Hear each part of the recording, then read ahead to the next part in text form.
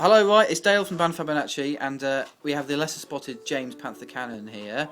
James came on board as our guitarist about 3 years ago after Wall left, disappeared, or whatever happened to him.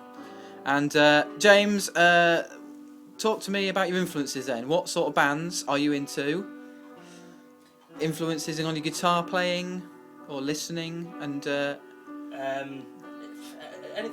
any indie sort of stuff really. I've always been kind of more indie orientated really. Massive John Squire fan, of course. Right. He's the master. So I'm a guitar player, so guitar bands, indie guitar bands really. I'll have to admit though, back in the day, my younger years, I was a big Metallica fan, and I once upon a time bought a Joe Satriani and Steve Vai album. Sorry about that. there's a confessional sort of this strain is to this. This is a confession. Well, this is good. This is good material. Is there anything else you want to get off your chest while you're here? There's a few things. But I don't wanna You'll save that for the Catholic priest. I don't want to run the risk of getting arrested, you know. So okay, so obviously we've had a bit of a 3-year tea break from the band for one reason or another. Have you been doing anything musically in that time away, or have you just been waiting for us to reform? The latter of the two actually, yeah. Just waiting for. I mean, as you know, when I first we were at music college together. That's right, yeah. Many years ago. At music college, and I was doing nothing musically for some years.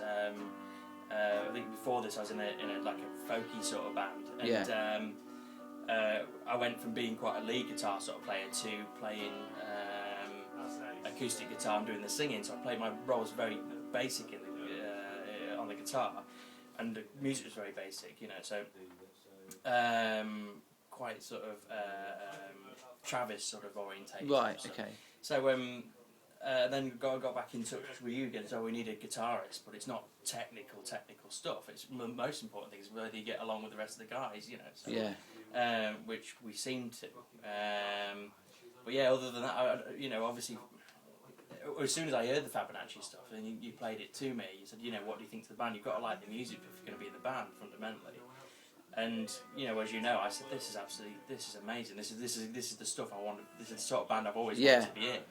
So, dream come true, really. So when you said, guys, we might be picking it back up again, I was like, cracking. Yeah. So but yeah, in the meantime, nothing. I think to answer your question, what we're doing in the meantime, mourning. I think mourning for sulking. I'm not in Fabonacci. I want it in Fabonacci. Well, that's good. Yeah. So you've maintained a sort of a need to do music then. Yeah.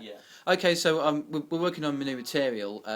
Let's talk about the contrast between the old and the new material. So, old Fabonacci stuff. Obviously, we only did a handful of gigs before our little tea break. And what's the difference between the old and the new material, and what influences do you hear in it?